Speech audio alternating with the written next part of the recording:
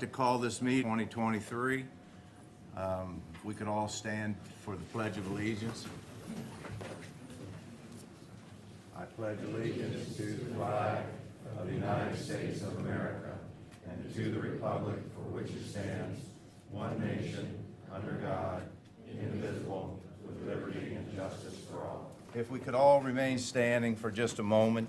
Unfortunately, it seems like every time we turn the television on, there's been another shooting somewhere. And this morning, or yesterday, there was a shooting in Denver, Colorado. There were 10 people were shot. I think they're all, no one killed, but 10 people shot. And then again, there was a police officer in Kentucky who was shot while sitting in his car. We'll just have a moment of silence and keep all those people in our prayers, and hope that this trend seems to turn around soon.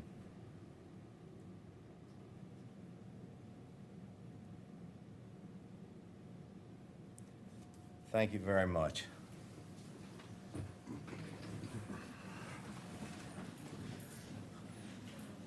Meeting announcement. The building is open for in-person attendance. Well, first of all, let me say we start our agenda off this morning with our public hearing. The building is open for in-person attendance. For remote participation, dial 1-872-239-8359 and enter conference ID 691-415-147 hashtag. And Tom, you want to start off by doing the public hearing protocol? Thank you, Mr. President. Before I read the procedures for testifying and the notice of the hearing into the record, I just wanted to let the audience know that today is a public hearing, so the commissioners are not going to be voting on the proposed text amendment today. That will be done at a later meeting. And as I will mention in a moment or two, in addition to accepting testimony today and written comments today, the record will be open until the end of the week for the submission of further written comments. With respect to the procedures for testifying at this morning's hearing, it is our desire that everyone who wishes to contribute to this democratic process is given a fair and uninterrupted opportunity to be heard. To ensure equal opportunity for individual input for the topic under discussion, certain rules must be followed by all persons who are to testify. The rules to govern our hearings are few, but are intended to guide our proceedings. The hope is that each person testifying will be self-governed, thereby contributing to fairness for all.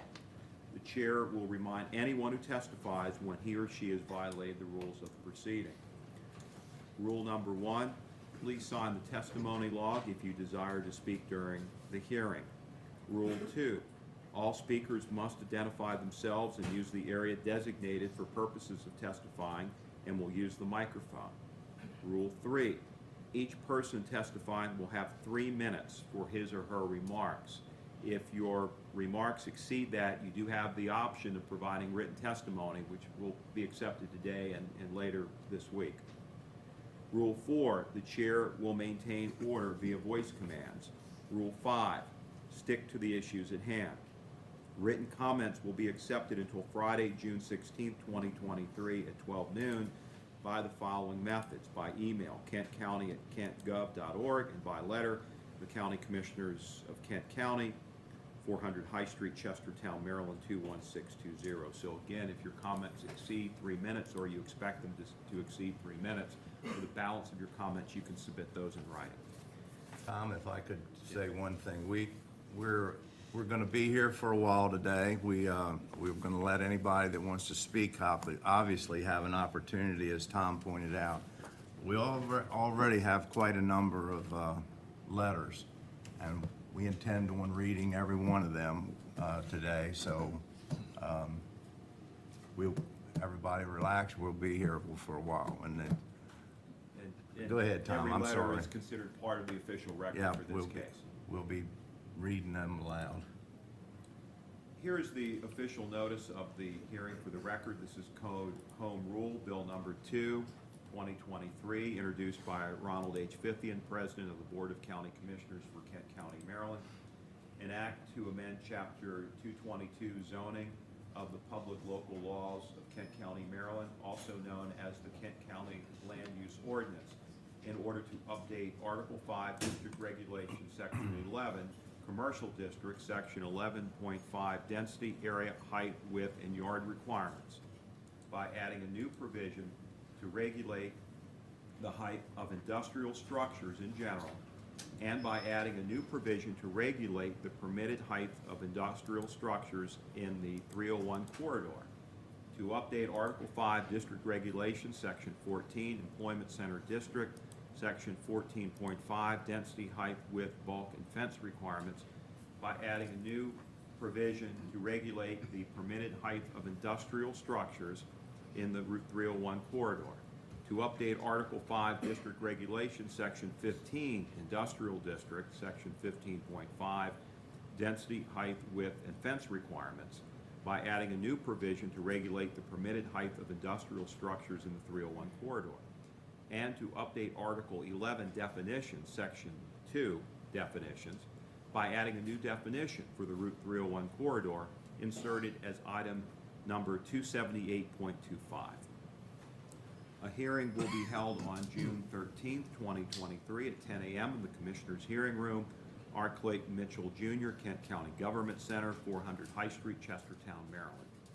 The agenda for the meeting will be published online 24 hours in advance of the meeting at kentcounty.com/commissioners/meeting-agenda. Citizens are encouraged to participate in the public hearing process.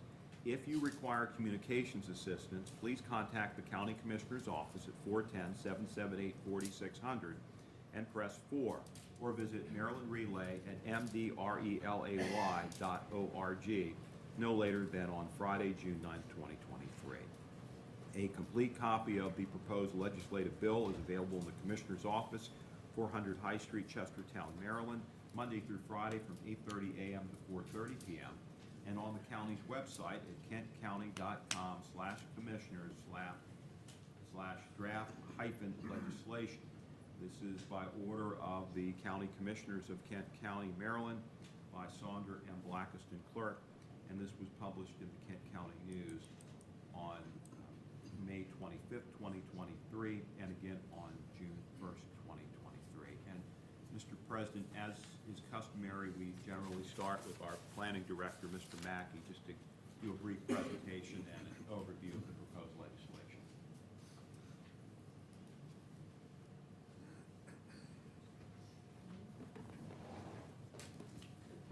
Good morning. Good morning, Bill. Thank you for having me. I am going to do a very brief overview. I think most folks are well aware of the proposal. Oh, I am going to do a very brief overview because I believe most people are aware of the proposal, and there's information online that goes into a great amount of detail. So the item before you is a Code Home Rule bill to consider a zoning text amendment that would update the permitted height of industrial structures from 45 feet to 65 feet in 3 zoning districts, industrial, commercial, and employment center only, that are located in the Route 301 corridor. On April 6th and May 4th, your Planning Commission reviewed this. If folks are looking at your packet today, there's a very large, bolded, and italicized here. If you click on that, it takes you to the webpage with all that information. It includes all the staff reports, all the correspondence received, and really everything up to this meeting. And then this packet contains all of the correspondence received up to date. The Planning Commission did make a recommendation, and their letter is included in this packet. On May 16th, this body introduced the bill and scheduled a public hearing. So, and again, the focus is to update the zoning code and allow industrial structures to be permitted up to 60 feet in very specific situations in 3 zoning districts within the Route 301 corridor. And I'm happy to answer any questions that you might have. So, I think, as you said, I think everybody understands what we're here for. okay. Thank you very much. Thank you. We'll start. Does somebody want to bring the sign-up sheet up here, and we'll begin our testimony?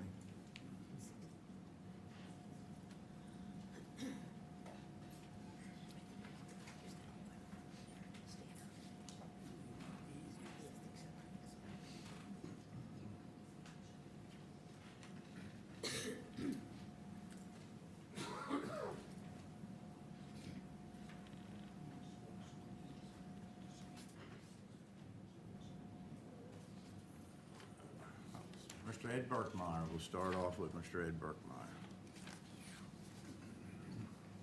Use the microphone over there. Oh. Just sit. Good morning, Commissioners. Just Those that, of you that- Ed, Hold on, we wanna- let her adjust that mic for you. And just There for you the go. record, Mr. Burkmeyer, just state your name and address. My name is Edward Burkmeyer. I live at 201 Greenwood Avenue, Chestertown, Maryland, 21620. Just by a way of information, those that don't know me, that I came to work in Kent County in 1973, moved here in 1974, and have been involved in the planning process ever since. So, and I tend to be wordy, so I'm going to be as brief as I can on this issue. Basically, we all know Code Home Rule allows the commissioners, when they see something that needs action, it gives them an easier way to do it than amending the comprehensive plan and so forth and so on. And it's been amended many times, the county land use ordinance, and I'm not gonna go into that. But the 301 corridor currently, in my estimation, is the only area in Kent County that could be appreciably developed for industrial use based on zoning alone. Basically saying that if you don't develop there, you're probably not going to have industrial zoning in Kent County. Simple as that. The building approval for the height structure that is the sole purpose of this meeting is an extremely small cog in the wheel of approval processes. But simply stated, if it's necessary for that, then that's the first step we need to take. Otherwise, we may lose opportunities to get development in the county that we need. And we need to increase our tax base. My property taxes are going up, water and sewer bills are going up. All those things can be assisted by industrial development. They produce jobs and they produce all those other things that go with it. And there's a letter that's in your file that comes from Tara Week Scout to Mr. Mackey, in fact, that says this area, in her estimation, and their consultants that do it, and you have a copy of her letter, that this may be, this corridor, an attractive place for development to occur. So all my years of working in this county, I found that most citizens work together for a common good. So instead of working against each other, we should and must work together for the good of all. Agriculture and industry can work together, as evidenced by, and all you need to do is walk up the street and look at Dixon Valve. Ed, I think that's the crux of it. Listen, it might sound a little unfair, but we've got 28, 29, Okay, 30. let me just finish my last sentence. Okay, and I'm very gonna good. sit down, because I think it's important that people understand that. As a long participant in county planning issues, I fully support and applaud your initiative to further make our beautiful county viable. I have confidence that our county ordinances and guidelines will be applied diligently by county officials to ensure that development will be done well. Thank you very much. Oh, thank you. Thank you. And let me just say what, going forward, we've got 33 people on the list here to speak, and then we've got a packet of letters that I intend to read. So if it sounds like we're rushing you a little bit, or let me just say, try to stick to the 3 minutes the best you can. And if you go a little over, that so be it, but just remember that there's a reason behind that. It's going to be a long day, so, but we appreciate everybody's opinion. Thank you. Beverly Burkmeyer.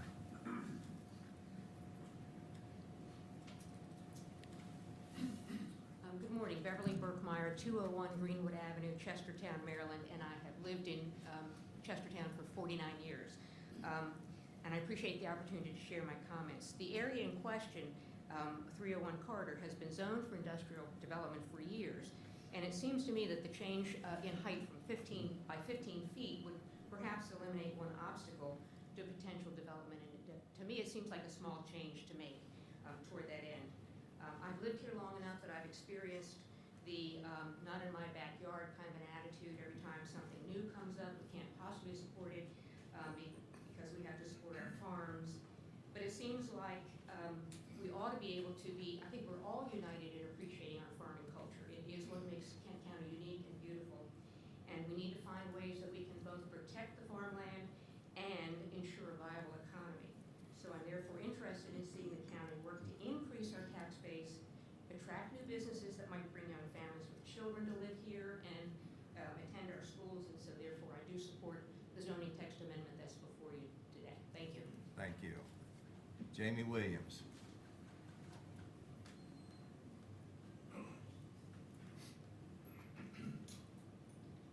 Good morning, Commissioners. Jamie Williams, Certified Economic Developer and Economic and Tourism Development Director for Kent County. I've been employed with Kent County for 12 years. So in those 12 years, I've heard that the county only has 2 designated growth areas outside of the towns and surrounding the towns, and those are the 301 corridor and the Wharton Industrial Area. The proposed zoning text amendment does not negate any process, approval, or regulations. Projects must meet zoning regulations and must be approved by the Planning Commission to ensure the project meets all regulations, and concerns of those projects are offered by agencies at the project level. The amendment simply allows proposed projects to apply for approval. Commercially zoned land accounts for only 5.9% of unincorporated property in Kent County. Along the 301 corridor, properties affected by this amendment total approximately 2,100 acres. Of that 2,100 acres, some of the parcels have wetlands that are undevelopable. We are talking less than 1% of the land that will be zoned for this type of development on the 301 corridor. 15 foot is minimal when it comes to building heights. With a 100-foot setback, the average person cannot tell the difference between a 45 and a 60-foot building. And building views can be mitigated through the project approval process, where it belongs, not during a zoning text amendment process. The time to oppose designated growth areas or zoning districts has long passed. In the Kent County News on May 18th, 2023, from our earlier files, which was 25 years ago, it reads, a lack of public water and sewer and water services in Millington may hamper the town's commercial and industrial potential into the next century, says Kent County's Economic Development Chief. Dave Taylor delivered that cautionary message when he appeared at Millington's Mayor and Council meeting May 6th to discuss the county's strategic plan for economic development. Among the plan's goals is the expansion of commercial development along the 301 corridor, a main north-south federal route. A feasibility study was completed in August 2022. The county commissioners committed $1.1 million from the Rural Maryland Economic Development Fund for the Millington Wastewater Treatment Facility expansion in partnership with the town of Millington. Public water and sewer are being addressed. In the site selection process, the Jamie, land wind it up on if you can. must be zoned properly to even get to the short list of properties that are considered for expansion or location. Time is money for developers, and investors are going to choose the path that maximizes their return on investment. Let's act now to bring jobs, capital investment, economic growth, and increased revenue to Kent County and our towns. Our residents cannot afford another 25 years of declining population and stagnation. Let's send a clear message that Kent County is open for business. Thank you. Thank you. Joe Getz?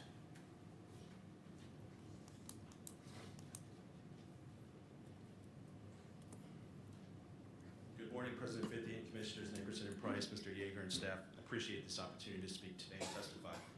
My name is Joe Getz. I currently serve as a school board president for Kent County Public Schools, 5608 Boundary Avenue, Rock Hall, Maryland, 21661. I'll read a letter that was approved last night at our meeting, so hopefully you'll indulge me. Dear County Commissioners, the Board of Education of Kent County is pleased to submit this letter of support for the proposed zoning text amendment, Bill number 2-2023, that would regulate the permitted height of industrial structures in the Route 301 corridor.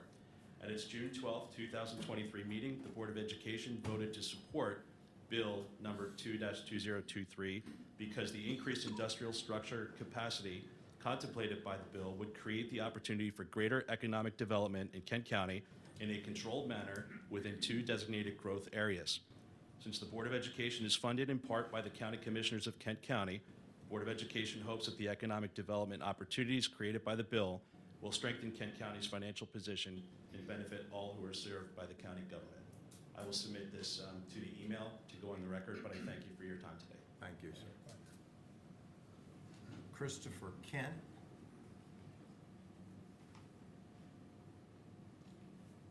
Good morning, my name is Christopher Kent. Michael Kent, my son, and I own the farm Lakewood, located at 31245 Chesterville Bridge Road, also known as Deer Haven locally. We've owned it since 2002. Shortly after we bought it, we put it in trust with the Maryland Environmental Trust, and because our acreage was sufficient, it allowed Judy Tubman, who lives next door, to put hers in. I'm here to speak briefly. I did submit a letter to Mr. Yeager, and it'll be read into the record, but something occurred to me, so I came over this morning. We're very much in favor of development. We're not in favor of development of high cube warehouses, and that's exactly what a 60-foot warehouse does. It's not a business that brings jobs. The reality is they're all run by machines. And believe me, robots don't pay taxes. Robots don't shop locally. Robots don't buy homes locally. Oh, and also, they don't vote. So I'm here to encourage you to do the right thing and to reject this 60-foot height. The notion that if you don't increase it, you're not going to have development is nonsense. Thank you. Thank you, sir. Patricia Stack? Patricia Stack, I think it is. Let's go with a George Dupek.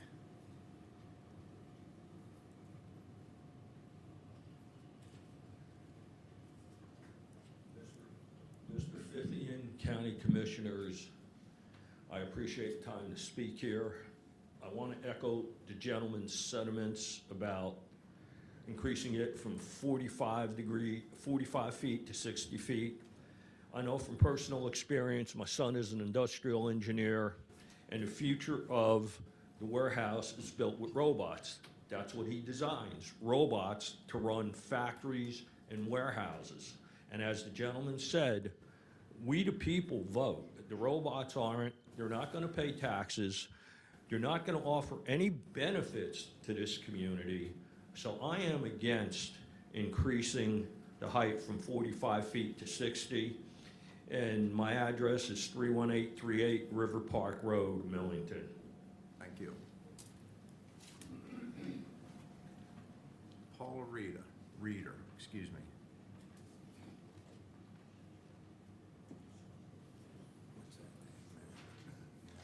Good morning, Commissioners. My name is Paula Reeder. I'm a 33-year resident of Kent County, and I currently serve on the Economic Development and Tourism Commission and the Kent County Planning Commission, both of which have weighed in with you on this proposal already. I'm here today as a private citizen to urge you to vote for the proposed text amendment. In doing so, I'd like you to know who I'm speaking for and who I'm not speaking for.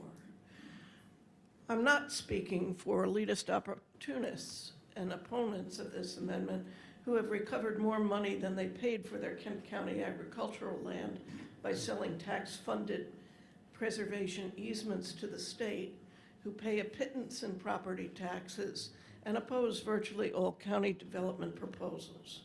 I'm not speaking for the minority of county residents who own 89% of county land and contribute just 13% of total property taxes that fund our schools, government infrastructure, and essential services. And I'm not speaking for opponents who maintain permanent residences elsewhere to maintain access to jobs and conveniences that aren't available here, who nevertheless oppose local economic development initiatives that benefit our full-time residents. Lastly, I'm not speaking for hypocritical opponents of this amendment who choose to dwell near or next to 80-foot and taller, sprawling agricultural business compounds without complaint, because that's what's required to support their personal business needs and investments. Instead, I'm here to speak for county residents who can't afford to take off work today, who've encouraged me to speak on their behalf.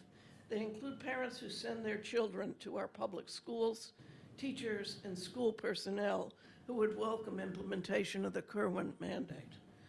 They include owners of residentially zoned property who have to pay the lion's share of property taxes required to fund spiraling public education, infrastructure, and essential services here. They're among the growing population of Kent County residents who are finding it increasingly difficult to find gainful employment and affordable health care and housing in Kent County. For these folks, adoption of this text amendment is a first step in the right direction, one that will help Kent County realize increased tax revenue, attract well-paying jobs, and better equip county government to support full-time residents' economic well-being.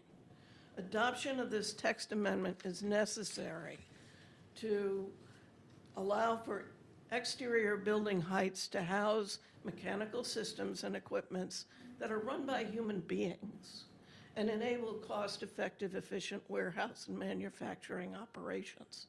The justification for this text amendment is no different than that which permits up to 150-foot tall silos and grain storage facilities that exist, as you know, in droves all over the county. There is no good reason to deny commercial businesses the same consideration we've extended to our farmers to enable them to achieve these shared business goals. Thank you. Ms. I'm Paul. going to ask again for your affirmative vote, and I thank you for your consideration. Thank you. I'm not sure about this. Is it Wayne Wallerson?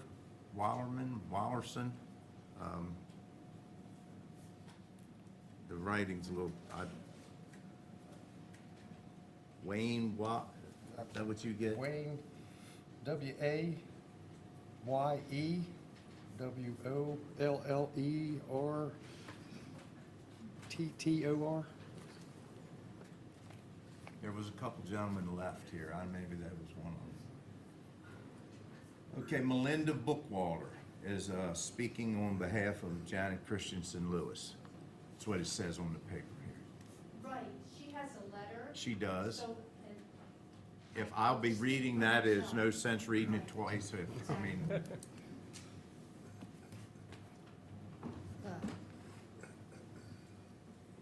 Okay, Melinda Bookwalter. My husband and I have been 38 years in Kent County. On our back border is Mills Branch, and we are opposed to the text amendment height. I'm trying to adjust my time here as we go along. Everton Industry has a contract with Russ Richardson to purchase this property and build 256,000 logistics distribution centers. The out-of-scale and massive size of these structures will greatly increase traffic, infrastructure issues, noise, pollution, while compromising the environment. This increase in height will also extend to the east side of 301 for commercial, industrial, and employment centers. So as one distribution center comes up, more can follow. The design firm that this team uses is LRK, or has used in Philadelphia, recommended this increase to allow for robotics, automation, and vertical storage. It raises the interior volume of the building each by 30%. And silos and grain elevators do not have impervious surface of 256,000 square feet. There are 3 different types of distribution centers. 1, people move the stuff. 2, mechanization moves the material. And 3, robots and automation move the material, which is why one of the reasons this request was made. The average Walmart warehouse worker hourly pay in Elkton, I just checked on this yesterday, is $15.37. Millington's Planning Commission, Millington, has submitted a letter opposing the height increase. Millington's Volunteer Fire Department has submitted a letter opposing the height increase for safety reasons. They don't have equipment to fight a fire that might occur. The Kent County Planning Commission found that the text amendment is not in the best interest of the public and gave it an unfavorable recommendation with a suggestion that it be a special exception case by case. Multiple towns and many areas throughout the country have regretted their short-sighted vision in allowing these oversized distribution centers to come up. Promises of jobs and revenue were overstated. What we don't know, what do we know about Everton Industry LLC and its deliverables regarding past projects? To what degree will robotics and automation eliminate jobs? To what degree will this hurried and short-sighted lack of information and experience harm our communities, people and the people who live there? Please, last sentence, please, commissioners, do not in haste and without adequate research make an ill-informed decision that could impact your friends, neighbors, and families for generations. There is time enough for thoughtful consideration. Slow down and evaluate. Thank you. Thank you, Ms. Buckle. And now, look, you're down here to speak on yourself. I mean, I'd be happy to read. No, I'm going to be fair. You're down here twice. One, that was from Right. what you read from Ms. Christensen. No, that was from me. Oh, okay. Well, it also says here that you're speaking for Janet Christensen Lewis. Yes, and that was the letter that you have. I'd be happy to read that letter. I'm Well, no, prepared to do We'll it. get to that when we go through the Okay. letters. Thank you. Great, thank you. Michael Riggin.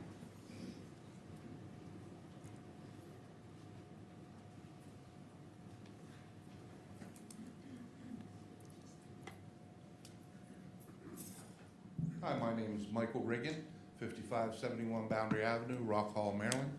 I'm here in support of the amendment. I look and I'm worried as a business owner, as a landowner. I also am a director for a nonprofit, Hope Community Alliance, and I see the people coming in every day that need food and clothing and the things that are going on in our county. And we need a revenue base that is going to grow. So as we look at it, within the things, when we look at what we have coming up with Kerwin, we paid, I believe, $19.5 million this year, and that's going to go up to $30 million in the next 10 years. We need to grow our tax base. I bring that up just to say that, you know, in our county right now, as Jamie said, 5.9% of the land in Kent County is zoned commercial. 89% is zoned agricultural. Only 13% of that is part of what comes into Kent County. So you look at, we need something to change in Kent County. So if a 15-foot increase helps bring businesses here, I personally don't care if it's robot run or not, it's gonna bring revenue into the county. We need that. In 10, 15 years, as things grow, and I know my property taxes are going up, and I hear every time HCA is open, the hardships that our community members are going through just to be able to pay the bills. Something needs to change, and we support that just for that. And, you know, I know oversight will be going on, and I know that things will be looked at, and that is beyond my purview. I just look at another way for Kent County to get some money in to help us. We need help. So I support the amendment. Thank you, sir. Look, some of this is I apologize if I have trouble with one of the names, but some of the writing is P. Thomas Marv, is it Marv? There's a Pete Mason, Pete Thomas Mason. Tom Mason. How could I got that? Good Lord.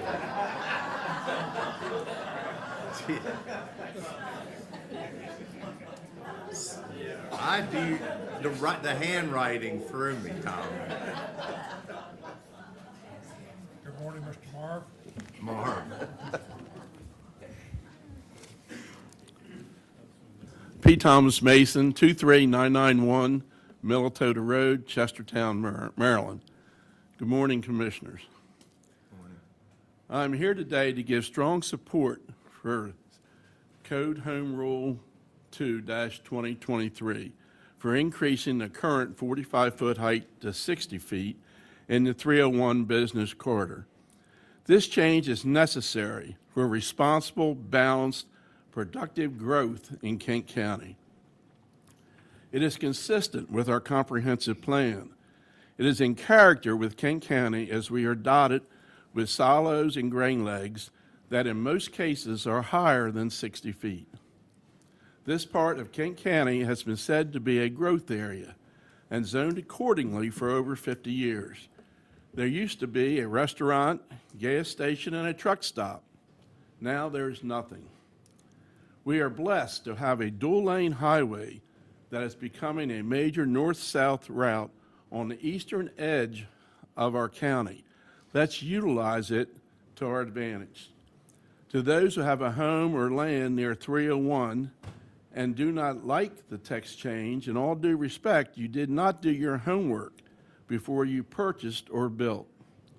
This text amendment does not benefit any one person, but everyone who happens to own industrial, commercial, or employment center zone land along the 301 corridor.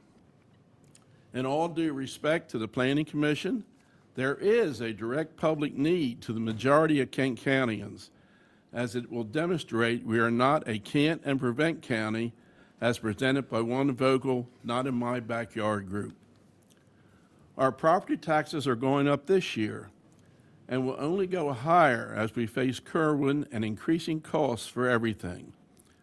We have asked the Maryland legislature to help us with the burden of Kerwin, but if I was a Maryland delegate or senator, I would want Kent County to show they want to help itself.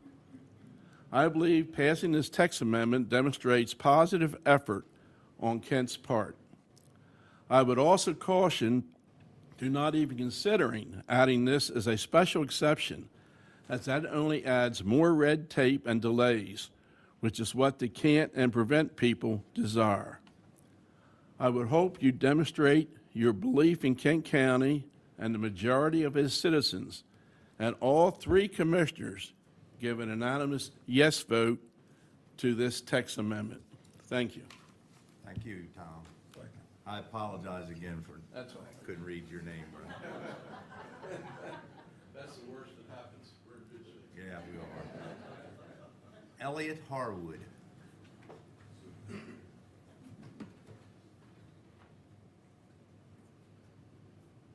morning, gentlemen.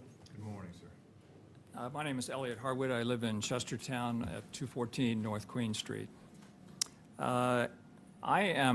I've listened to what's going on in the past few minutes, and it seems like I'm hearing a black and white kind of issue with regard to development. I don't think anybody in the county is questioning development. The plan is there, and what we're questioning is the height of the building that you are suggesting that is suggested that we rezone for. I have a couple of concerns. The thing that, the material that I've read that jumps out at me the most is the health, safety, and welfare issues raised by the town of Millington. Since it's the responsibility in part of the commissioners to be concerned with the health, safety, and welfare, I think that is something that needs to be considered very carefully. The economic folks are obviously in favor of economic development, so am I. But I would argue that allowing height waivers will promote the type of economic development that produces limited jobs. If you consider what has gone on along the New Jersey corridor and the procession of buildings that, as I was just listening to, are as much as 250,000 square feet at 60 feet high, that is not the kind of welcome we want for Kent County. I don't think comparing a 60-foot, 260,000 square foot building to a grain elevator is an appropriate comparison. So I am against the zoning change. I am not against development. Thank you. Thank you, sir. Brian Matthews.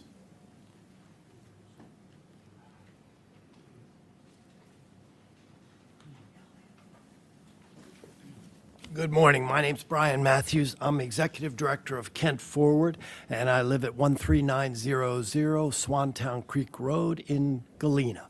And I am here to speak in support of this change. Kent County is facing unprecedented financial challenges that are likely to increase in the coming years. Growth that will increase the county's tax base is the only viable alternative to increasing property taxes.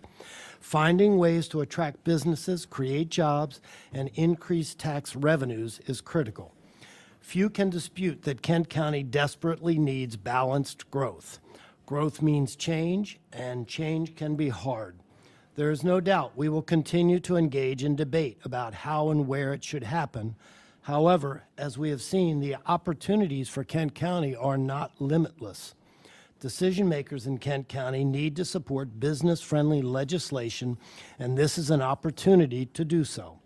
This bill is an opportunity to streamline a regulation that limits the attraction of specific businesses. In addition to easing a restriction that prevents certain business growth, this bill is limited to only the 301 corridor portion of the county. This proposed change in county regulations, specifically increasing height restrictions for commercial buildings, can have several benefits in attracting businesses. One, height matters in warehouse distribution space. It may not seem important to those outside the business, but vertical space is king and can make the difference for certain businesses' success. If they can't find it in Kent County, they will simply go somewhere else. Taller buildings generally command higher rental and property values. This can generate increased tax revenue for the county. And the third reason, this is an opportunity to send a message that balanced, controlled business growth is wanted and supported in Kent County. This message is critical to attract investment, promote job growth, and stimulate our local economy. Kent Forward recognizes that warehouses are not the singular solution to our challenges, nor is the 301 corridor the only growth opportunity for the county. But if not here, then where? And if not now, then when? Please support this bill and vote for business opportunities in Kent County. Thank you. Thank you, Mr. Matthews. Ms. Pat Langenfelder.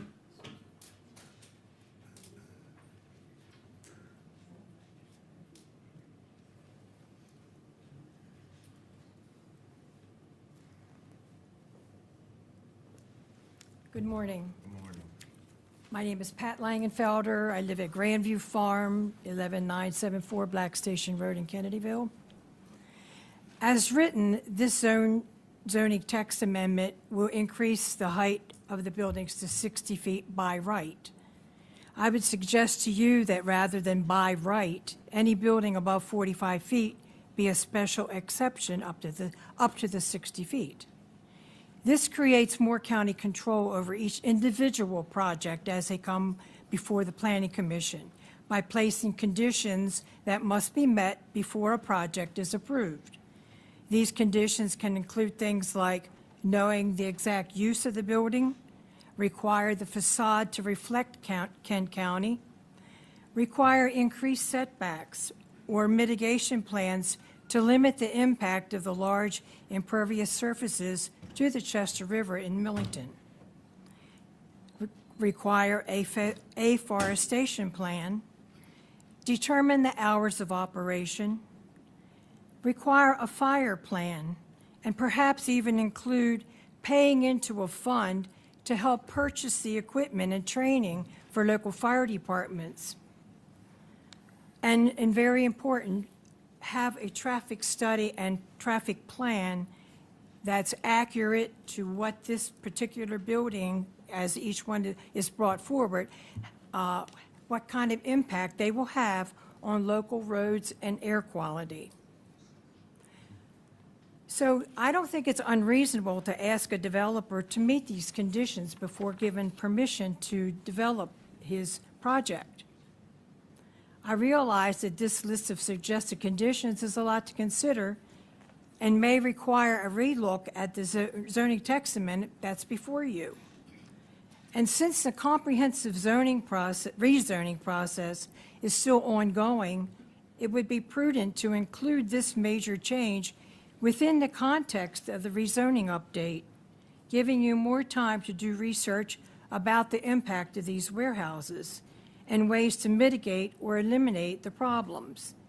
Then you would have enough information to craft new regulations into the land use ordinance.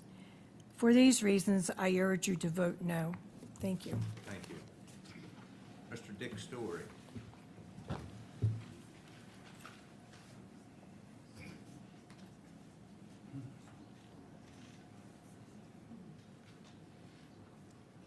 Good morning, Commissioners, Mr. Yeager, Ms. Heller. I'm Dick Story, a resident of Betterton, 301 Bayside Boulevard. I grew up in Betterton, went to Betterton Elementary School, Chesterton High School, Washington College, Chesapeake College, and then the Army intervened. But I'm back. I'm here to testify in favor of this legislation for a number of reasons. It's the right thing to do.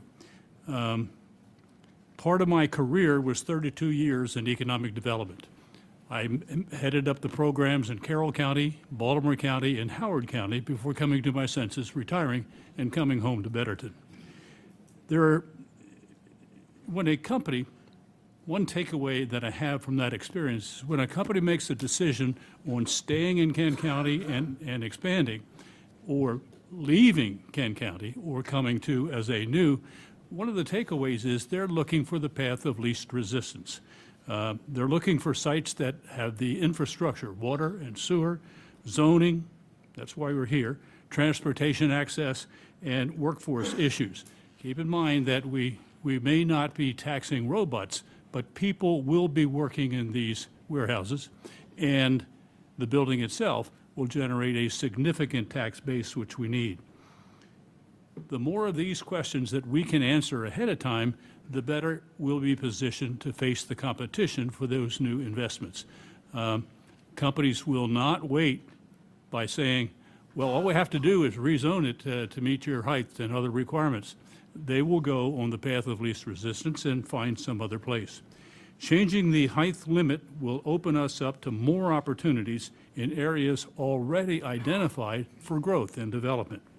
This text amendment, keep in mind, is not a mandate. We're not requiring all buildings in there to go up to 60 feet. And at the end, none of them may be 60 feet, but it's an opportunity to tell the customer that we want them here, to make the investment here. There are 3,143 counties in this country, 24 jurisdictions in the state of Maryland. We're not competing with all of them, but we want to be more competitive than we are today. The competition is keen for new jobs and tax base, and that's why I would recommend that you vote for this amendment. We want to be at the table when those important decisions are made. Thank you. Thank you, sir. Dave Foster.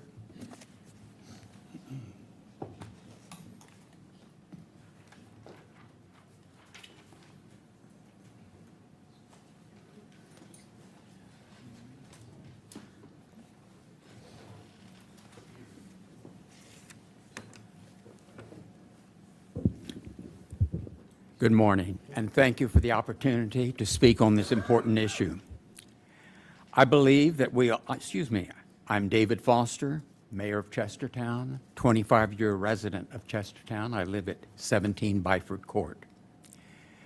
I believe that we all share the same goals of seeking to improve services and opportunities for all our citizens, protecting our environment, and minimizing tax increases. The only way I know to do that is by improving our tax base, by attracting more investment to the areas most suitable for development. I believe that economic development is a competitive activity. You've heard me before speak about the adverse impact of imposing disproportionate and arbitrary tax rates on municipalities and their areas for development. I think the same rule applies when we seek to impose arbitrary height limitations on the 301 corridor. Yes, I recognize there can be some adverse impacts associated with that, but I think the adverse impacts by arbitrarily saying no one can build higher than 45 will have much more significant impact on us and inhibit us from limiting our tax increases in the future. We're really in a competitive activity. We're up against tax-free Delaware. We have over 90% of our land that is reserved for agriculture. It's imperative that we do everything we can not to impose arbitrary limitations on that remaining area that's suitable for development. I support your initiative, the text amendment, and I believe that you have the capacity, even once you raise that height, to require the necessary limitations on traffic, on water use, land use, necessary setbacks, and recommend that you proceed with the text amendment as proposed. Thank you. Thank you, sir.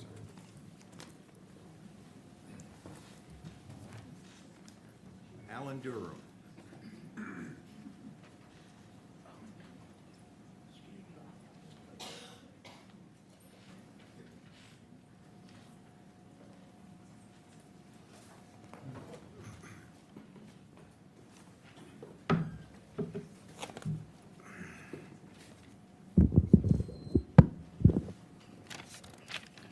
My name's Alan Durham. My address is 10970 Dudley Chance Road, Galena. Thank you, Commissioners, for allowing me to speak. Thank you. The height adjustment request seems to only benefit the landowner, Mr. Richardson, developer, in my mind. The request from the developer stated this change was... I'm sorry. The request from the developer stated this change was needed for robotics to be used in the warehouse. This is opposite to the boasting they had created about jobs when first talking about it at a meeting in Mellington for jobs in the employment center. The jobs seem to be mediocre jobs at $15 an hour.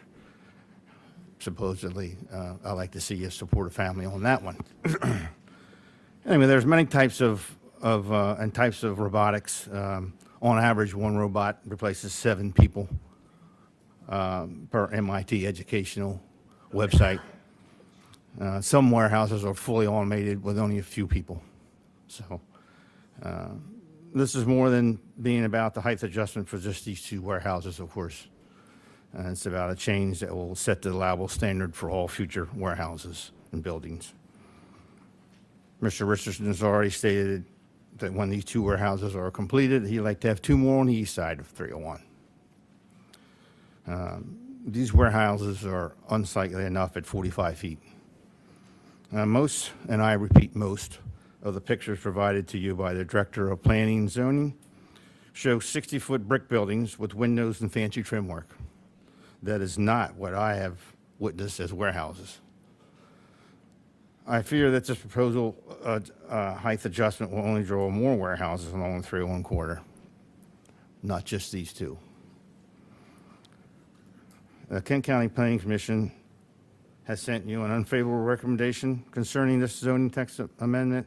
The Mellington Planning Commission has sent you a letter of opposition, and also the Millington Volunteer Fire Company. This shows there is serious opposition to this change for many reasons. I ask you to please take time to study and think about the negative consequences of this change that will have everlasting effects in Kent County. Thank you. Thank you, sir. John Lysinger?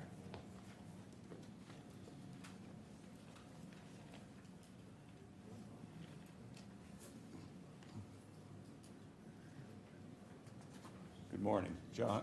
Good morning, John Lysinger, 10948 Chesterville Road, Kennedyville. I'm here to oppose the zoning tax amendment. I want to make mention that hardly in this discussion have we talked about the definition of 301 corridor. No one here has spoken to it, but in what you have before you, it's defined as 1 mile east and 1 mile west of the highway, which would extend basically from Galena to Massey, all the way down to Millington, 20 square miles. We're not talking about a small parcel only at the corner of Edge Road between 291 and Chesterville Bridge Road. So the definition of this corridor and the approval of this height limitation would pertain to that entire area, and future developers can presume, once this is approved, that their projects should be approved at that height. So those people who have come here today to talk on a high level about development and the needs of the county, their comments are welcome and appropriate. However, it's interesting to me that none of those people are living within this area. And it's quite easy to talk about the value of development when it doesn't impact you, when you see only benefits and no negative effects. We're now talking about a 20-foot corridor, 20 square mile corridor in which everybody in that area would be directly impacted. I'm not within that corridor, but I live on Chesterville Bridge Road. And nowhere in the analysis you've seen has there been any discussion of the impact of all the people who live on that road. You will have seen testimony that for this project alone, at 60 foot, there will be 700 truck trips a day. Many, many of those will come through our little intersection at Chesterville, and it will destroy our livelihoods, and we will have nothing to say about it after this is approved. Paul Reeder has said this is a step in the right direction. I believe it's a step in the wrong direction because of the long-term implications for everyone along that area, and not just the direct neighbors, as Mr. Mason has suggested that those would be the only ones impacted. It's going to be everyone within that end of the county, from Millington to Massey to Galena. Thank you. Thank you. I think this is saying, is it Grant Guile? Gill, excuse me. Apologize.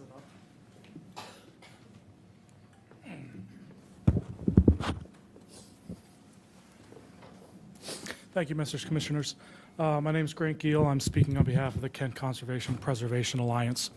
A lot has been said about the actual impacts in terms of the community, positive or negative. I'm going to speak more on a legal basis, and I will also submit a letter to the commissioners later. This is a summary of the contents of that letter. We believe that the iteration of the ZTA as proposed is a prohibited special law under the Maryland Constitution. As a practical matter, its parameters of application are such that the only parcels in the county that could feasibly make use of it are owned or otherwise controlled by a single individual who's seeking out advantages under the law. To summarize the analysis of a special law, the question is whether or not the underlying purpose of a legislative enactment is intended to benefit or burden a particular member of a class as opposed to an entire class, whether the substance or practical effect of that enactment would do the same, whether that person sought out and received special advantages from the legislature, the public need and public interest underlying the enactment, and the inadequacy of the general law to serve the public need or public interest, and whether that legislative enactment is arbitrary and without reasonable basis. The intent of the ZTA appears to increase the developmental footprint of industrial buildings on lots under the control of Russ Richardson. The few parcels further north of the Millington area that are zoned industrial or employment center are close enough to 301 to theoretically fall within the scope of the ZTA, are nevertheless disconnected from county water and sewerage and will remain so for the indefinite future, at least until such time as an entirely new comprehensive zoning ordinance rewrite occurs. On those on the southern end of the county border, Mr. Richardson owns nearly all developable land able to take advantage of the CTA, and the few remaining parcels are too small to feasibly support distribution warehouses at all, much less warehouses with required parking and required setbacks. The practical effect is therefore to benefit one man's developmental goals in a manner distinct from all similarly zoned land in the county. Lastly, there is no apparent public need for augmenting developmental restrictions because the contemplated development is still permitted under existing restrictions, that is, development of warehouses generally, and the general law is adequate to address its existence. And any argument that the law needs to be changed proceeds with the goal of maximizing personal financial gain as opposed to public interest generally and contrary to the established land use fabric of the county. The Planning Commission recommended disapproval of the ZTA as proposed and instead proposed a different conception of the ZTA as a conditional use option for all industrial, commercial, and employment center zones countywide. While this is better than its current iteration before the commissioners, we believe that if that were to go forward, or if the commissioners were to consider this at all, it should be done in the context of the comprehensive zoning rewrite that is already occurring, and with commentary generally on that matter to fit within the prearranged methods of changing the zoning law as opposed to coming forward and changing this on behalf of one person. And I'm almost completed. Doing so would afford full scrutiny to this process and make sure that the environmental, personal, infrastructural impacts of the height increase would be considered if it were to be considered at all. In either instance, we think the ZTA should be denied as a matter of course. We recommend that you deny it as written. Thank you. Thank you. Elizabeth Watson.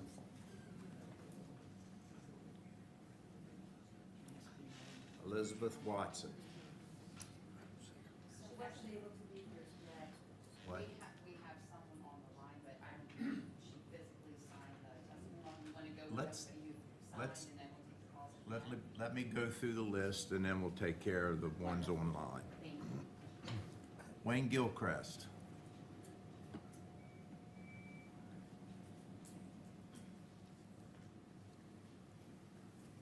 Good morning, Commissioners. Good morning, sir. I think that the conversation up to this point and probably further on is heartwarming to this community because of its consensus and legitimacy in a community wanting to help itself be better. I'm here to oppose the amendment. And I'm going to oppose the amendment because I wonder sometimes that with all of the conversation that has been said up to this point, the facts seem clear that Kent County will not benefit from this text amendment.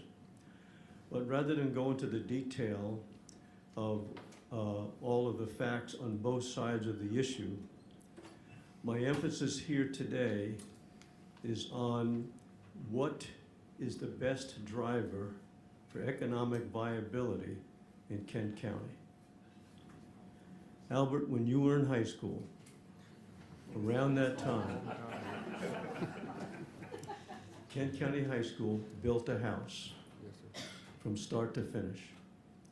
And the kids that participated in that are today in Kent County electricians, carpenters, plumbers, installing windows, doors, understanding how the heating system works, a whole range of issues. The biggest driver for economic viability in Kent County is K through 12. It's 13 years of apprenticeship. If we just looked at agriculture, for example, I wrote down a couple of notes on jobs with agriculture that come directly as a result of that. an engineer, an economist, a veterinarian, a fisheries waterman, of course, forester, pharmacologist, soil scientist, pilot, and the list goes on and on. The other part of what Albert and his brothers experienced at Kent County High School, I don't know if they did it when you were there, Ronnie, that was before the high school was built. If we look at the house that was built in Kent County year after year after year, that all you had to do was move it to your place of residence, and you had a house ready to move in. So what did that program help cause in Kent County as far as being a driver for economic development? Carpenters, plumbers, electricians, roofers, in today's age, solar panel installers, today's age, mold remediation, wastewater treatment, licensed operators. And by the way, every town in Kent County is short licensed wastewater treatment operators. Another career that would span 40 years. Landscape, auto mechanics, tractor mechanics, heating systems, and the list goes on and on and on. So it's not only the burden of the school system to supply those careers, but it's the community. How many mentors do we have that can participate in those jobs? We have some of the best, most sophisticated farmers in the world here in Kent County. We talk about robots in the what do you call those big buildings out there that you're going to put on 301? What are they called? Warehouses? We have robots milking cows in Kent County. Who's going to repair those robots? Who engineers those robots? So Kent County has people who can mentor. We have carpenters. Are there too many carpenters? Are there too many electricians? Are there too many plumbers? Are there too many people participating in heating systems? There are not enough wastewater treatment licensed operators. So those mentors can help design and create a program for the biggest driver of economic viability in the county, that's K through 12. Good luck with your decision, Phil. Oh, by the way, Wayne Gilchrist, Betterton, 21610, and I think I might be related to John Smith and Harriet Tubman. Thank you. Judy Gifford.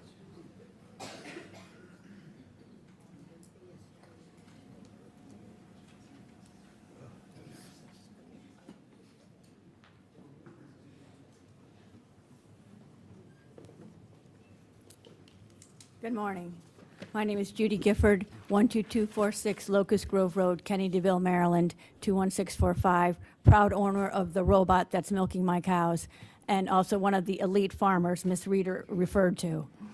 I just want to reiterate that the Planning Commission did give this proposal an unfavorable recommendation, which was not mentioned in the Planning Director's report earlier, and that the school board vote was 3-2 again, in favor.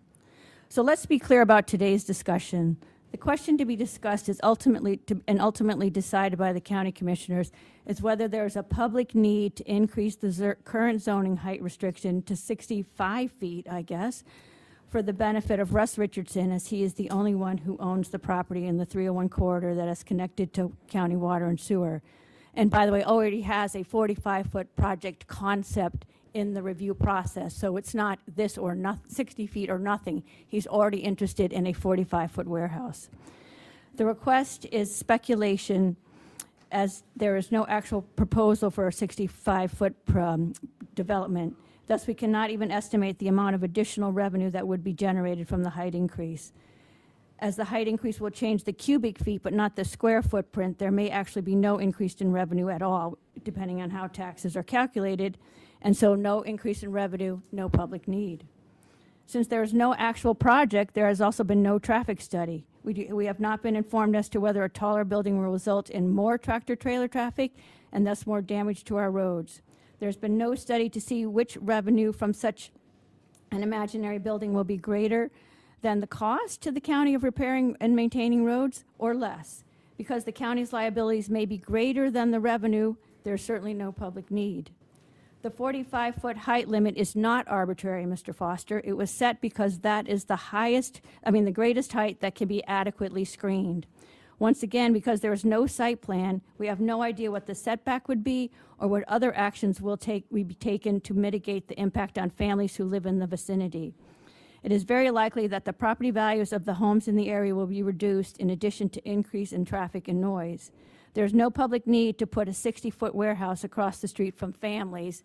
And it's ironic that Mr. McLeod, in his first presentation at the Planning Commission, was telling Mr. Hickman, who is the chairman, that he's so happy to live across from Mr. Hickman because his land is in preservation, and Mr. McLeod would therefore never face the threat of living across from a warehouse. So a lot of these people who are calling us NIMBYs, or people in the area in the northern county, especially in Millington, would probably not vote in favor of this if they were right there across the road from it. Ironically, by increasing the height, there could be fewer jobs, as many have already stated. Again, there is no public need, and we expect to see our tourism revenues decline. I imagine there will be no ads or commercials touting our beautiful warehouses and tractor-trailer congestion, but people will see that with their own eyes as they approach the gateway to the county and decide to drive by.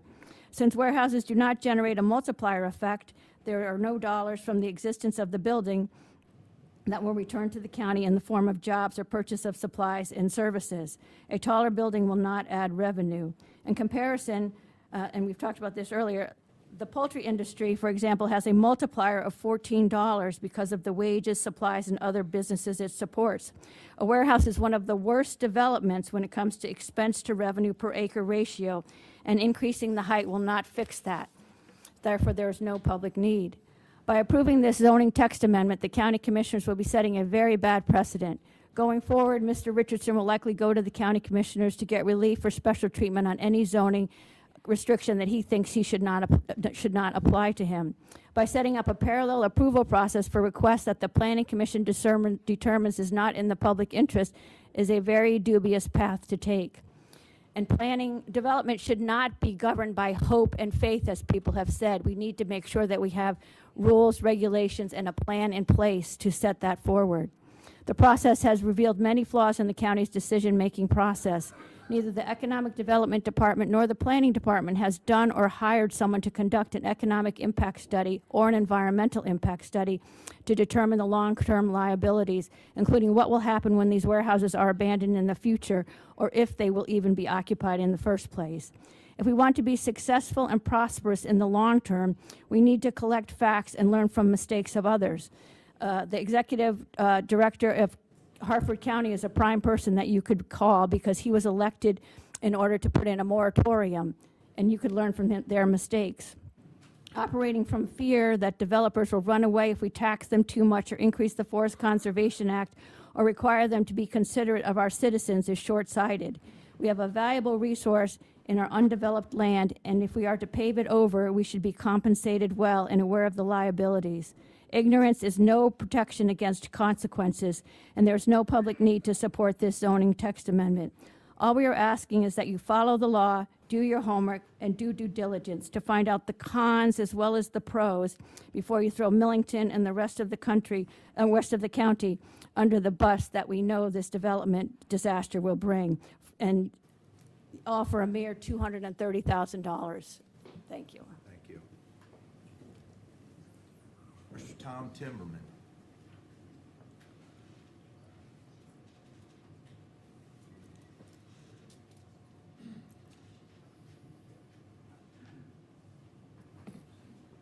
I thought this moment would never come. Good morning to all of you. And my name is Tom Timberman. I live at 217 Mount Vernon Avenue in Chestertown. My wife and I have lived here 25 years, and I'm 100% in support of the increase to the height that's been proposed. Why? Because for 15 years I worked overseas as an economic development team leader in 6 war zones. Kent County is no war zone, but in those war zones, there was a general interest among the residents for economic development. And I'm startled to hear that that's not the case here. My basic point, I think, for supporting the increase in the height limit is because one of the things I did overseas was to write economic viability studies for the U.S. government. If I had to write one for Kent County, looking forward 10 to 15 years, I would have to say that unless there is a major change in attitude on the part of not only the population, but on the point of the people who are in charge of the county, to go after any economic development that they can manage to house. This is the first time in our 25 years here that I have heard your predecessors propose something that would help an investor, the Everton Corporation, to do business here. If we can't help investors on the 301 corridor, where in hell are we going to put them? Maybe in Chestertown, I don't know.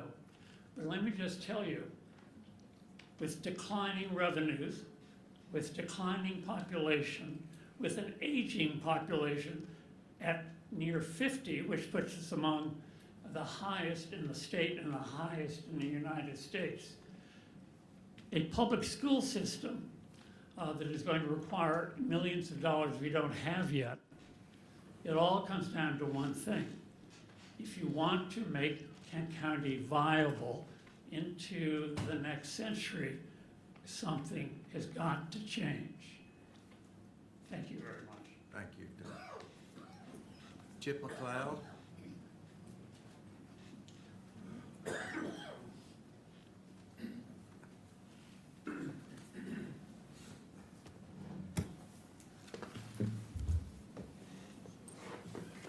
Thank you, Commissioner Fithian and commissioners, for the opportunity to be here. My name is Chip McLeod. I'm a local attorney, and I'm here representing Richardson Properties Corporation and Mr. Russ Richardson, who, at his peril, I'm going to point out, is sitting right here. This is Mr. Richardson. And I'm also here on behalf of Everton Industrial Development Corporation. And a couple of things I just want to get on the record as soon as I can. This is not a project that you're considering, as you all know. There's no site plan. There is no this person's project, that person's project. This is a zoning text amendment, which, and I want to commend the county commissioners for initiating this zoning text amendment.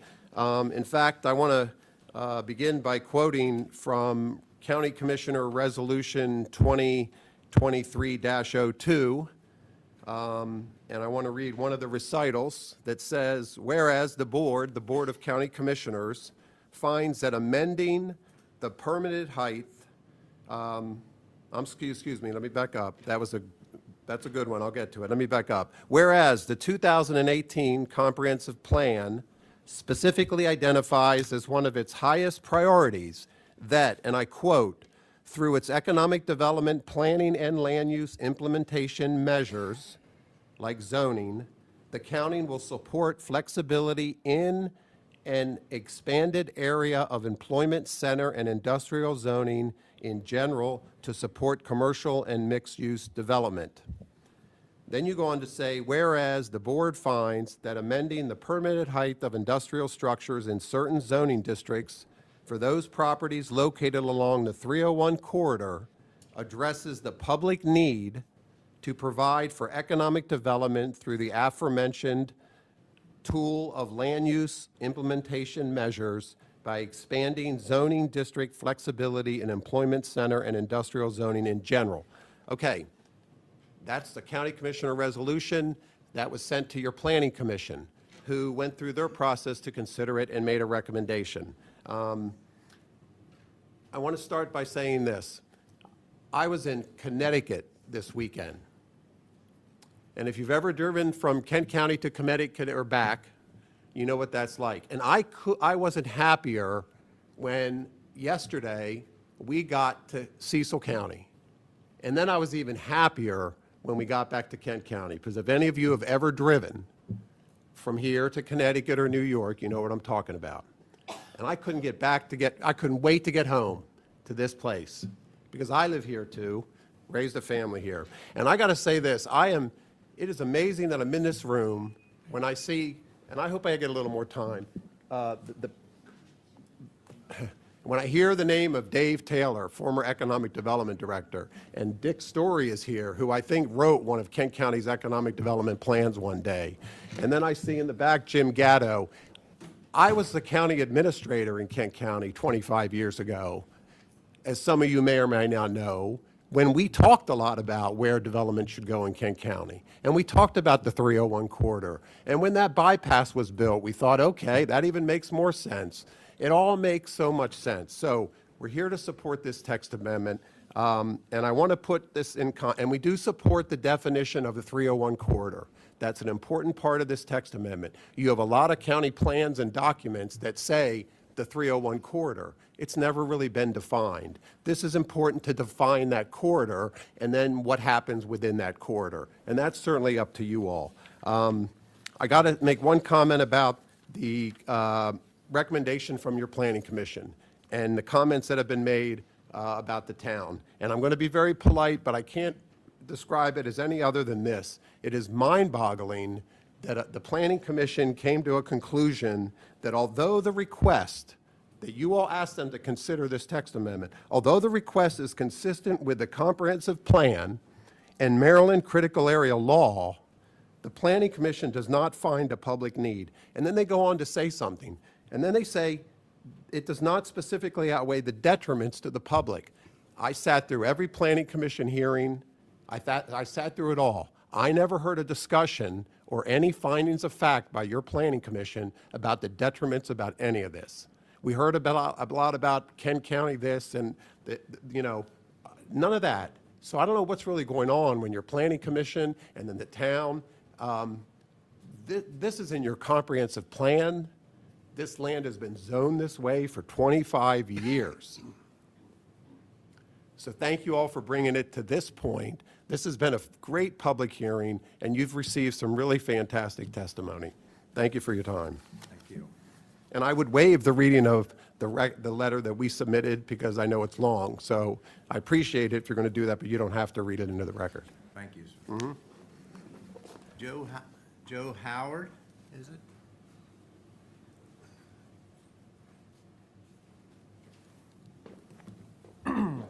Good morning. My name is Joe Howard, a young farmer from Millington. I've been a member of Millington for 20 years. As a farmer, part of a generational transition, the future and sustainability of farming in this area is very important to me. Farming on the 301 corridor has become very difficult in the past 5 years. Moving equipment is very dangerous and continues to be. Every year there are more and more farming accidents. Living and farming on the 301 corridor, I knew this time would come, and we do everything in our power to do it as safely as possible. In Middletown, we saw great farmland destroyed by development. After the bypass was built, traffic on the back roads increased tenfold. With the commercial development in Millington, I feel this will also happen. Being a part of a small community, I know our local officials understand this challenge and the value of preserving Kent County's landscape, past, present, and future. I believe that is why so many of our community supported you in your campaign to be commissioners. I would like to see the county grow and to be prosperous, and I understand in a commercially zoned area, these are the conversations we must have. For the same reason we did not want the Bay Bridge to come to Kent County is the same reason why we want the commercial development to be done correctly in Millington. Lastly, as farmers, we are required to follow rules and regulations set by our nutrient management plan and the USDA. I feel the developers should follow the rules set in the comprehensive plan. That being said, I am not in favor of the text amendment increasing the building height to 60 feet. Thank you for your time. Thank you, sir. I think this is Ethan Jones.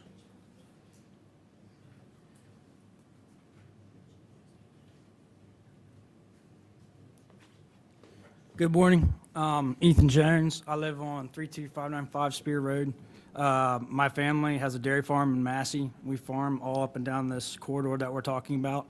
To me, I just feel like this is a conversation of how do we develop and what's the right way of doing it. By increasing the height of this warehouse, I feel like that's in the direction of doing it in a bad manner.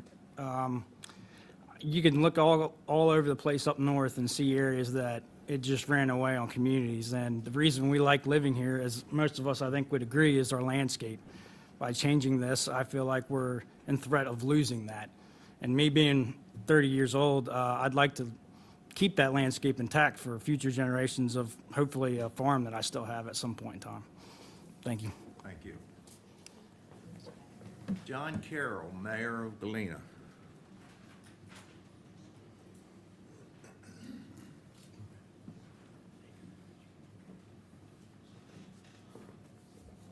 Good morning, Commissioners. Mayor John Carroll, Town of Galena, 137 North Main Street in Galena. I'm coming here with a couple different hats on as a resident and a taxpayer, a mayor of the adjoining town, and someone who actually grew up on the 301 corridor, about a half mile from this site.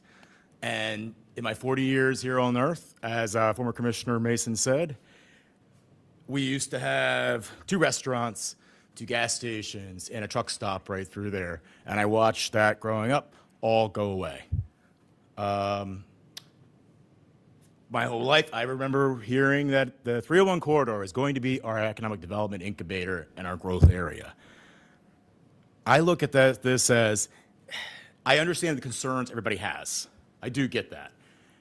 And I look at this and think, from a development side, in my professional career, I look at this every day and think, I know you work with an investor who's coming in to bring in dollars into your backyard and to put the project together. We don't have the folks, those investors in our own community. You bring that investor in there and you put up roadblocks and restrictions, they're done. And nothing will happen. In our own town, my town, in our zoning, we passed this 2 years ago when we did our land use ordinance. We already allow this, actually, in our town for 60 feet for warehouse in our industrial and larger commercial areas. If I had the land space available, I would invite an investor to come do this. I look at it from a mayor's perspective. Yes, we have our quality of life, and yes, we have our zoning code. But at the end of the day, I have a fiduciary duty to my community as well to find revenue when there is revenue on the table. How these development projects for box stores, box warehouses, thank you, work, the developer will build this. There will be a long-term tenant who will come in there. In 3 to 5 years, those developers will then resell this property to a real estate investment trust. That's generally the MO on how these work. That's another way that revenue will continue to come in. So whether AI comes into place with the management of everyday operations in there, every 3 to 5 years, you'll start seeing transfers on these projects. And that can be hundreds of millions of dollars in transfers, which means millions of dollars in transfer tax. So while I understand the concerns, and I think we can work our way through this, we can't put the roadblocks up there. So I'm 100% in favor of this text amendment. Thank you. Thank you, sir. There was another sheet there. I think there, is there a Michael Bidding? Michael? Hey, Commissioners, how y'all doing today? I am here. Mike Bidding, 209 Birch Run Road, Chestertown. Before I start, I just want to thank you for your service. I know it's a reflection of your care for the county, and regardless of how you end up voting, I know your vote will reflect what you feel is in the best interest of the county. I have a master's degree from Johns Hopkins University in watershed management and an undergraduate degree in environmental science from Gettysburg.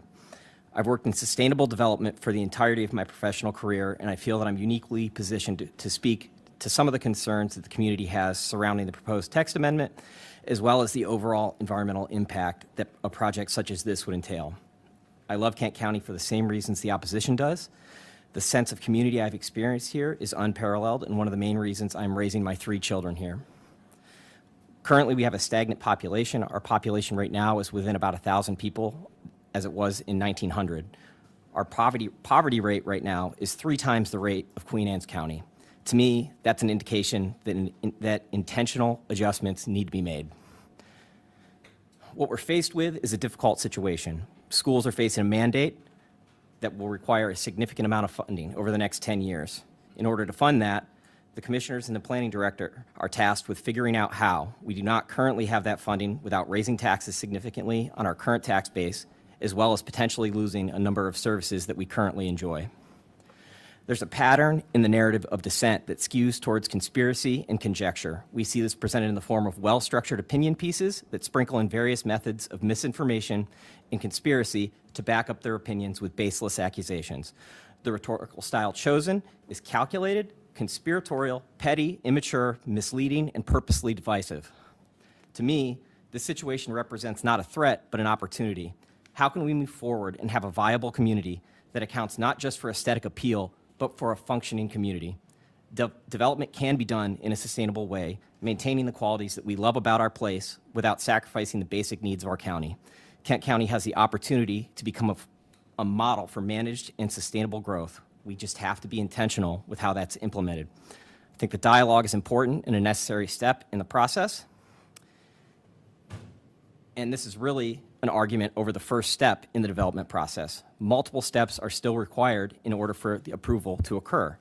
Using feigned environmental concerns as a backdrop for opposition is completely bananas. Hence the shirt, among other things, which we can talk about later. It is disingenuous and misguided. If the opposition was concerned about environmental impact beyond aesthetic appeal, they would be focusing their energy on much more significant point source pollution. The Kerwin mandate is law. The commissioners are tasked with figuring out how to pay for it, and the result will either be an increase in taxes, a decrease in services, or a combination of the two without increased economic development. My proposal is to allow this to be the first step in the planning phase to be passed, knowing that multiple steps and reviews will be required after in order for any project to move forward. Consistent opposition to all things development related will cause further population decline, demographic segregation, and alienation of younger families that enjoy the area that we love. You have an opportunity to change the historic narrative and prop up our incredible community with an openness to intentional economic development.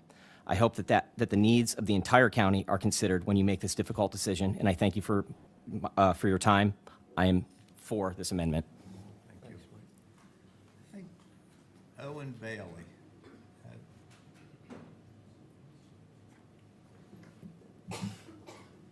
Thank you, Commissioners, for giving us the opportunity to speak. My name is Owen Bailey, 212 Richard Drive in Chestertown. I'm also the Director of Land Use and Policy for the Eastern Shore Land Conservancy. ESLC supports the Kent County Planning Commission's unfavorable recommendation for this text amendment. County policy should allow for variances and height restrictions to be granted by special exemption, meaning a developer would ask for special consideration to allow for 60 feet instead of 45. If that happens under a different policy, the county would have a bargaining chip to ask for key requirements of the developer in order to gain special consideration. Requirements such as landscaping to maintain rural aesthetics, plantings to dampen the noise of heavy truck traffic, request air pollution reduction plans, solar panels, etc. This would be an important tool for the county to ensure development that is environmentally sound, sustainable, and compatible as outlined verbatim in the land use ordinance. If the county approves this text amendment, it would be giving up that bargaining chip. It would be handing over the keys to the car. We ask the county to consider the amount of damage done by heavy trucks on local roads and the cost property taxpayers will have to bear to resurface roads more frequently, especially in the face of climate change, as is noted in the 2016 Kent County Climate Change and Sea Level Rise Adaptation Report. This report states that hotter summers will warp our roads, making them more susceptible to damage done by heavy trucks and vehicles, requiring them to be replaced more frequently. Yes, projects like this would increase the county's property tax revenue, but it would also increase the county's liabilities. Roads would have to be resurfaced, water and sewer pipes. And to offer perspective, the Great Allegheny Passage that runs from Pennsylvania into Maryland. Brings in, on average, $120 million in economic development just along those trail towns. That comes out to about $800,000 per mile of that trail. As it stands, you have the bargaining chip to ensure that development more than 45 feet in height comes with assurances, protections to maintain our standards. For these reasons, we ask the commissioners to vote with the Planning Commission and reject this text amendment. Thank you. Ladies and gentlemen, that concludes those on the sign-up sheet. Is there anyone that failed to sign that would like to speak? Sir? Thank you.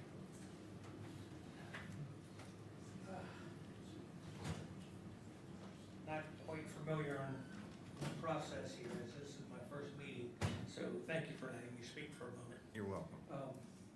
Thanks to all of you for being here and having us. I gotta tell you real Want to simple. say your name and address? Oh, for the I'm record. sorry. I'm Steve Upton. I live on Chesterville Bridge Road, about a mile from the proposed site area. Tell you point blank, I moved here for only one reason, and that is I feel Kent County is the most precious place to live in, especially after you retire. That way I can sit back and listen to all the geese and the ducks, and listen to the mama deer hollering out for their little ones in the spring. So it brought me here. It got me away from Baltimore County, which Baltimore County used to be a beautiful place. And I invite some of the people here to take a ride that way and look at what the development has done with these very, very large warehouses. You'll hear the Jake brakes going off all hours of the night. You'll smell that diesel fuel when the wind's right. And you'll see what it does to our streams and our roads, and just the beauty of this farmland. Yes, this county needs some financial help, but there's smarter and better ways to do it. Raising that building height up is only going to cause a domino effect down the road with across 301.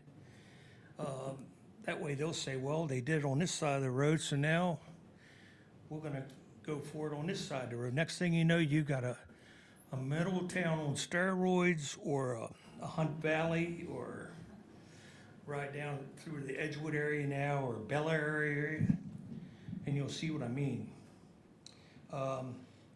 With this kind of a warehouse, with it all being computerized and robots, you're not going to, the tax base is going to be minimal.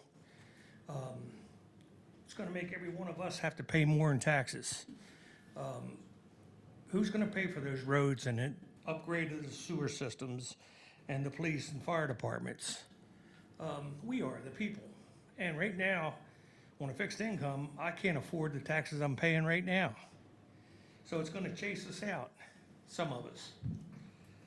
I hear a lot of speakers from Rock Hall and Betterton and Chestertown area. It brings me back a little memory when the big warehouses were trying to get down in the Rock Hall area, how they were wanting to move in there to make more jobs and the tax base improvement and all. Well, I noticed that those people fought it every step of the way because they saw into the future. Well, we're going to do the same thing here.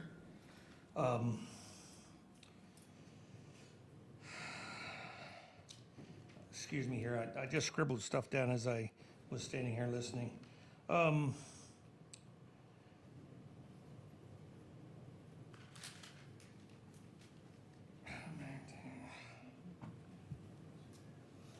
Well, really, that's basically about what I had to say. I ask to please don't do this. Keep the height as it is. I wish we could bring in, like Mr. Gilchrist said, and work on the education in this county and put in some buildings that would help improve our students. But thank you very much. Thank you. We'll take a couple more. lady in yellow there. Hi, Commissioners. Thank you for having us here today. I really appreciate it. My name is Dr. Judy Tubman. I'm a veterinarian, and I live at 31239 Chesterville Bridge Road. In 2001, I purchased 100 acres on Chesterville Bridge Road. I enrolled 22 acres in conservation resource environmental program that includes 2 shallow water areas for waterfowl and wildlife habitat areas. I planted over 200 trees, and the remainder of the farm is in horse pasture. I moved my veterinary practice from Queen Anne's County to Kent County, and I built a veterinary clinic. I put in over $2 million worth of improvements into that property and veterinary clinic, house, horse barns, fields, employing all local contractors from Kent County and all local people that Wayne Gilchrist referred to, the electricians, the plumbers, and so forth. I employed them all. That's who I used to build this property. In 2001, I was awarded Kent County Cooperator of the Year. In 2003, I was awarded from the Maryland Department of Agriculture a secretary citation for the award for the conservation efforts on my farm. And this redistribution center, the developmental repercussions to the projects and the things that I've instituted on my property are going to be profound. Behind the redistribution center, there's a blue line perennial stream, Mill Branch, which traverses the entire property. This perennial stream is one that has continuous flow throughout the year. This Mill Branch stream empties directly into the Chester River. The thousands of square feet of impervious surface due to the parking lots of the warehouse, the roofs, are an environmental hotspot. The oil and diesel fuel from the trucks will run directly into the Mill Branch stream, then run into the Chester River, and then directly into the bay. I think the people that are down in Rock Hall and so forth don't want to see their crab population depleted anymore from the pollution. The motor oil, the diesel pollution from the impervious surface will be devastating to the fish and wildlife in the stream, the river, and the bay. The thermal temperatures from the water runoff from the impervious surface will directly affect the fish hatchery death, algae blooms, aquatic grass death, which we're depleting a lot of aquatic grasses, and deplete the crab population and the fish population. This is all in direct contradiction with the comprehensive plan of Kent County. I moved to Kent County because over 20 years ago, because the planning and zoning comprehensive plans at that time were in favor of agriculture and the environment in this county. I feel it is a privilege to live here, and because of this privilege, and this privilege provides preservation for agriculture and historical Chestertown. And I guarantee you many people reside here in Kent County just for that reason. I have hundreds of clients throughout Kent County. There isn't one client that wants to see Kent County turn into Middletown, Delaware, not one. I live 3/10 of a mile from the proposed redistribution center. I ride my horses up and down Chesterville Bridge Road almost every day. My neighbors ride their bikes. They walk the roads. I mentor high school students from Kent County High in my veterinary practice. They go on calls with me. I work directly with the 4-H in both Kent County, Cecil County, Queen Anne's, Talbot County. I work with the pony clubs in this area. Because this project will decrease the quality of my life, and I mean by, when I say that, the jake brakes, the noise, the light pollution, the air pollution, and because you're ruining the environment, and it will affect all of those surrounding me. All of my neighbors surrounding me are saying the exact same thing, that it will decrease their quality of life. And because Kent County is now being somewhat hypocritical if they pass this in their conservation efforts too, I guarantee you I will move my practice and my conservation efforts out of Kent County. I will not stay here. And I will take my employees with me or hire other employees from wherever I have to move my practice. But I moved to this county because of the conservation efforts that Kent County were doing at the time. And I hope that you all keep that in mind when you're trying to develop more economic and environmental developments and so forth, and try to do it the way that I've done it. I've tried to preserve the environment, plus provide employment in this county. And I also use a lot of services in this county too. Thank you. Thank you. Okay. One more. Mr. Gatto? Come.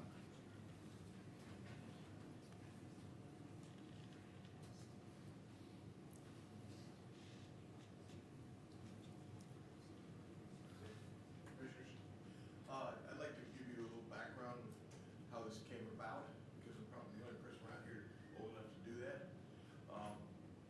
Back in the days, early 70s, it was understood that 301 would be completed, and that was going to be the linchpin for economic investment in the county. Okay, that's how we got to where we are now. The zoning ordinance was modified and changed. I just read it. It is a good, solid piece of legislation for employment zone. It limits a lot of the big box retails, but does not eliminate investment in jobs. That said, the number of jobs being created, everybody says, we want jobs in Kent County. Kent County can absorb about 50 jobs a year without disturbing the environmental and job activity with our other employers. The location of that facility is, you're going to draw from Delaware, Cecil, Queen Anne's, and Kent. Okay. Dick Story mentioned a variety of stuff. They were all right on point. The need to provide investors the least amount of obstruction. When you're investing in a house, you don't want to put money into that house and then find out the roof leaks. You hire people ahead of time to do that. You know what the problems are going to be ahead of your investment. That's what we're looking at here. You've had a lot of people express concerns, deep, real concerns about this project. And all the concerns are about how it gets developed. The 65-foot to 60-foot to 45, you're still going to have the same square foot of impervious surface, whether it's 45 feet or 60 feet. It's still the same building. It's how it gets developed. The resources necessary to prevent stormwater runoff. The other resources. You've got a good staff. Give them the opportunity, the money necessary, it costs money to hire the necessary consultants to guide them and you so you have a better project that addresses the concerns of the population and still gives us the tax base. Again, the building is going to pay taxes on real estate, not on equipment. It's going to pay, it's going to employ 30 to 75 people, my guess is, and that's right in line with keeping an employment base solid and growing. There may be a time in the future where you want to cut off future warehouse development. Many counties have done that. They were getting, their industrial space was being used up by warehouse construction, and they wanted industrial. You're at a pivotal point here. It's not just the approval of the zoning amendment, but how you build this project, how it gets built, and the support you give the planning commission and the, your staff to build the best possible one with the least possible environmental impact. Understand? Thank you, sir. At this time, we're going to conclude the personal. Now, wait, what I want to do first is we want to break for just a recess. We've been here for 2 hours. We're going to take a 5-minute break. We have one person that's been on hold. All right, let's have it.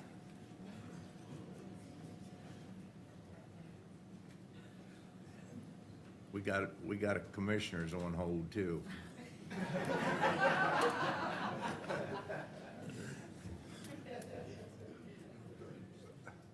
So we have two callers that are on the line.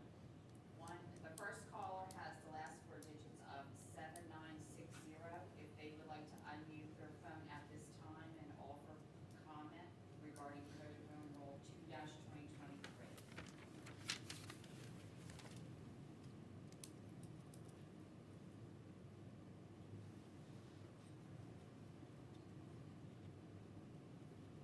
Let's try the other one. So they may be a passive listener, so we'll go with the next call, which the last four digits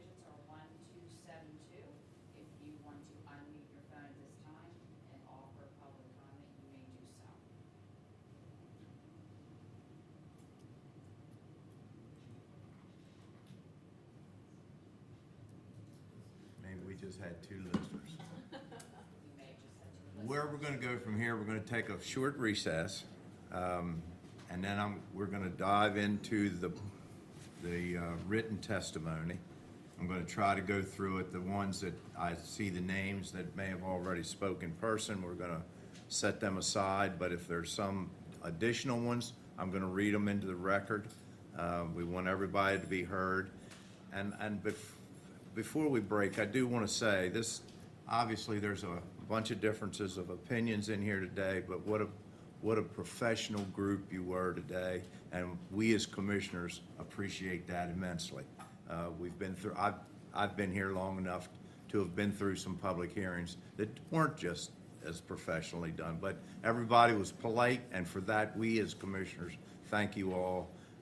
You want to stick around and listen to some of this, you're more than welcome to, but we appreciate, we've heard you, we understand where everyone's coming from, and we've got some decisions to make. We will not be making a decision until, I think the date will be July the 18th. Now, that seems like a ways off, but we're limited to, we have to do it on legislative days, which is the 1st and 3rd Tuesdays of the month. And now we have Juneteenth, the holiday falling in there, and the 4th of July holiday falling there. So it postpones the time to make the decision. Now, we will still take written comment until the close of business on Friday. So if anyone wants to continue to write a letter or make a statement, please feel free to do so. But that's where we are. So right now we're going to take a little recess, and then we'll get back and we'll go through this written testimony. And thank you again for all the professionalism shown here today.